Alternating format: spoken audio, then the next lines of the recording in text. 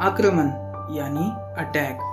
आपके जीवन के हर एक सेकंड में आप पर कुछ छोटे छोटे जीव हमला कर रहे हैं और वो जीव है बैक्टीरिया, वायरस और फंगी, जो आपके अंदर घुसकर अपना घर बनाना चाहते हैं। शायद इसीलिए हमारी बॉडी ने इनसे निपटने के लिए पहले से ही गार्ड्स, सोल्जर्स और सुपर कॉम्प्लेक्स छोटी सी आर्मी बनाई है, जो आपको काफ़ी हद तक मरने से बचाते हैं। इस वीडियो के लिए मान लो कि हमारे बॉडी के इम्यून सिस्टम के पास 12 अलग अलग काम है, जैसे एग्जाम्पल के तौर पे बॉडी में घुसने वाले कीटाणुओं को मारना, उनसे कम्युनिकेट करना और बहुत कुछ, जैसे कि आप स्क्रीन पर देख सकते हो। और इनमें 21 अलग अलग सेल्स और 2 प्रोटीन का फोर्स होता है। इन सेल्स के 4 अलग अलग काम होते हैं, तो चलिए इन्हें काम असाइन करते हैं। अब आसानी से समझने के लिए सबसे पहले इन काम को हम कुछ कलर्स देते हैं। चलिए अब समझते हैं सेल्स को। बीच वाला कलर सेल के मेन जॉब यानी काम को दर्शाता है, जबकि आसपास के हिस्से का काम सेकेंड स्टेज का होता है। अब इम्यून सिस्टम कुछ इस तरह दिखाई देता है। उसके बाद इनमें होता है कुछ ऐसा इंटरैक्शंस जो दिखने में काफ़ी कॉम्प्लेक्स लगता है, फिर भी ये बहुत ऑसम लगता है। फिलहाल के लिए हम इस वीडियो में सिर्फ इन सेल्स की बात करेंगे और बाकी बचे सेल्स को हमें इग्नोर करना होगा। तो चलिए अब हम जानते हैं कि इन्फेक्शन के मामले में हमारी बॉडी में आखिर क्या होता है। इस वीडियो में आगे बढ़ने से पहले हमारे चैनल को सब्सक्राइब और बेल आइकन को क्लिक करना ना भूलें, ताकि हमारी वीडियो आप तक सबसे पहले पहुंच सके। आज का दिन काफी अच्छे से गुजर रहा था कि अचानक आपको किसी तरह जंग लगे कील से चोट लग जाती है।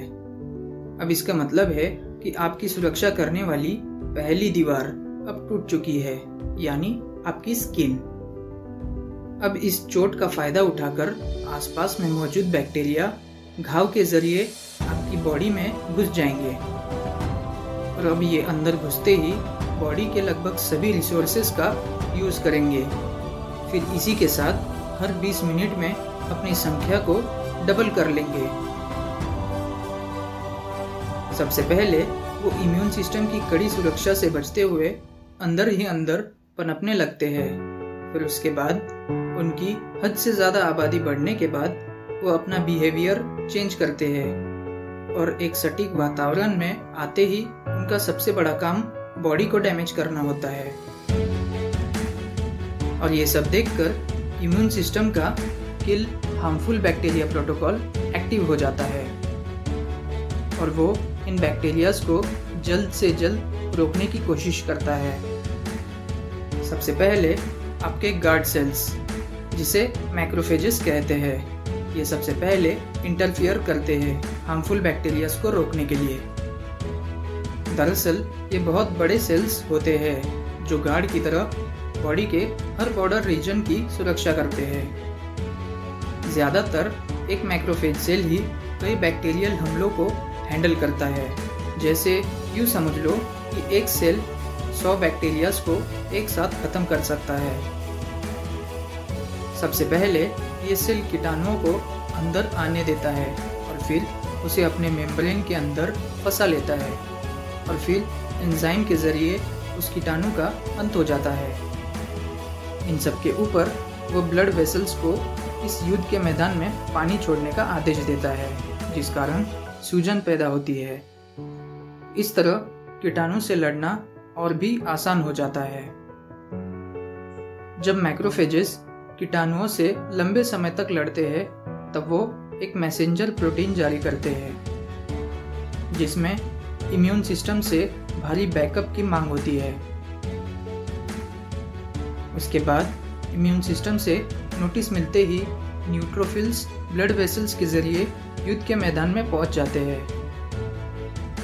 लेकिन दिक्कत ये है कि न्यूट्रोफिल्स इतनी तेजी से आक्रमण करते हैं कि वो कीटाणुओं के साथ हेल्दी सेल्स को भी मारने लगते हैं। इन सब के अलावा वो एक बैरियर बनाते हैं जिसका काम बैक्टीरिया को पकड़कर मारना होता है। ये वास्तव में इतने घातक होते हैं कि ये कीटाणुओं के साथ साथ हेल्दी सेल्स को भी मार सकते हैं। इसीलिए इसे रोकने के लिए न्यूट्रोफिल्स इस कदर इवॉल्व हुए हैं कि ये हर 5 दिन बाद अपने आप ही मरने लगते हैं। फिर भी अगर ऐसा ना हुआ तो अब इसके बाद बारी आती है इम्यून सिस्टम की। इम्यून सिस्टम एक खास सेल को सिग्नल भेजकर एक्टिवेट करता है जो होता है डेंड्राइटिक सेल। ये सेल्स सिग्नल मिलते ही हरकत में आ जाते हैं और तुरंत दुश्मन कीटाणुओं का सैंपल्स कलेक्ट करने लगते हैं। उसके बाद ये सेल अपने आउटर लेयर पर उन सैंपल्स के टुकड़े कर देते हैं। इसके बाद अब डेंड्राइटिक सेल एक इम्पोर्टेंट डिसीजन लेते हैं कि संक्रमित कीटाणुओं को मारने के लिए एंटीवायरस को बुलाना चाहिए या बैक्टीरिया किलर्स की आर्मी को बुलाना चाहिए। लेकिन इस केस में एंटीवायरस को बुलाना इम्पोर्टेंट है। उसके बाद ये दिन भर में ट्रैवल करके लिम्फ नोड तक पहुंच जाते हैं। यहाँ पर अरबों मदद करने वाले और मारने वाले टी सेल्स मौजूद होते हैं जो हर वक्त किसी तरह एक्टिवेट होने का रास्ता देखते हैं। जब टी सेल्स का जन्म होता है तो उन्हें एक मुश्किल ट्रेनिंग प्रोसेस से गुजरना होता है और इसमें से बहुत कम टी सेल्स ही निकल पाते हैं। फिर उसके बाद इन सेल्स का एक जगह पर सेटअप किया जाता है और साथ ही साथ डेंड्राइटिक सेल भी इन हेल्पर टी सेल की ताक में लगा रहता है। टी सेल्स का काम होता है डेंड्राइटिक सेल्स को खुद से जोड़ना और जब ये दोनों आपस में जुड़ जाते हैं तो इससे एक चेन रिएक्शन शुरू हो जाती है। उसके बाद टी सेल्स एक्टिवेट होकर हजारों बार डुप्लीकेट होने लगते हैं। उसके बाद कुछ memory T cells lymph node में ही रहते हैं जो इम्यून सिस्टम को कीटाणुओं की इंफॉर्मेशन कंटिन्यूअसली भेजते रहते हैं और कुछ टी सेल्स युद्ध के मैदान की ओर मदद करने के लिए निकल जाते हैं। और आखिर में बचा तीसरा ग्रुप एक पावरफुल वेपन को एक्टिवेट करने के लिए लिम्फ नोड के सेंटर में पहुंचता है। ठीक टी सेल्स की तरह ये एक स्पेसिफिक सेटअप के साथ जन्म लेते हैं और जब सेम सेटअप के साथ बी सेल्स और टी सेल्स आपस में मिलते हैं तो बी सेल्स काफी तेजी से डुप्लीकेट होकर लाखों छोटे वेपन्स बनाना शुरू करता है। ये तब तक इतनी मेहनत करते हैं कि जब तक थकावट के कारण वो मर नहीं जाते। यहाँ पर टी सेल एक अहम भूमिका निभाते हैं। उनका एक और काम होता है थके हुए सेल्स को मोटिवेट करना। लेकिन बी सेल्स आखिर बनाते क्या है? आपने यकीनन कहीं ना कहीं एंटीबॉडीज के बारे में सुना होगा। ये छोटे से प्रोटीन होते हैं जो अपने आप को कीटाणु के सरफेस को बाइंड यानी जोड़ने में माहिर होते हैं। एंटीबॉडीज कई तरह के होते हैं लेकिन इनके काम में बस हल्का सा फर्क होता है।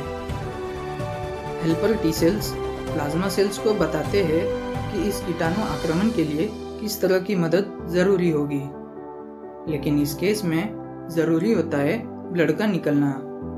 इन सब के बीच अब जहाँ इन्फेक्शन हुआ है वहाँ का वातावरण अब भयानक हो चुका है क्योंकि दुश्मन कीटाणु तेजी से मल्टीप्लाई होकर बॉडी को डैमेज करने लगते हैं। वही गार्ड सेल्स काफ़ी मजबूती से लड़ते हैं और इस लड़ाई में कुछ मर भी जाते हैं। Helper T cells guard cells को और आक्रामक और ज़्यादा समय तक जीवित रहने का आदेश देता है, लेकिन बिना किसी बैकअप के वो दुश्मन कीटाणुओं को ख़त्म नहीं कर सकते। फिर अब यहाँ पर बारी आती है सुरक्षा के सेकेंड स्टेज की। यहाँ अरबों एंटीबॉडीज़ का सैलाब आता है जिस कारण लगभग सभी कमज़ोर कीटाणु खत्म होने लगते हैं और बाद में किलर सेल्स के साथ मिलकर बचे हुए कीटाणुओं को मारना और भी आसान हो जाता है। फिर बाद में मैक्रोफेजेस इन जीवाणुओं का नामकरण करने में बहुत एक्सपर्ट होते हैं जिनसे एंटीबॉडीज़ जुड़े होते हैं। अब यहाँ संतुलन बदलने लगता है क्योंकि ज़बरदस्त टीम वर्क के कारण संक्रमण का सफाया हो चुका है। लेकिन इस फाइट में लाखों बॉडी सेल्स ऑलरेडी मर चुके हैं।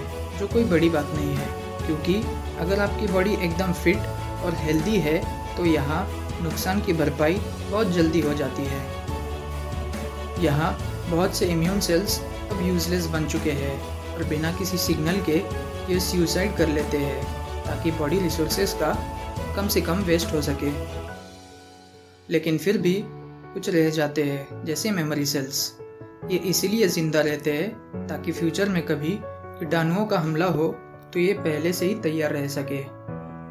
तो ये था बहुत ही आसान एक्सप्लेनेशन कि आखिर इम्यून सिस्टम काम कैसे करता है। क्या आप इमेजिन कर सकते हो कि ये कितना कॉम्प्लेक्स सिस्टम होगा?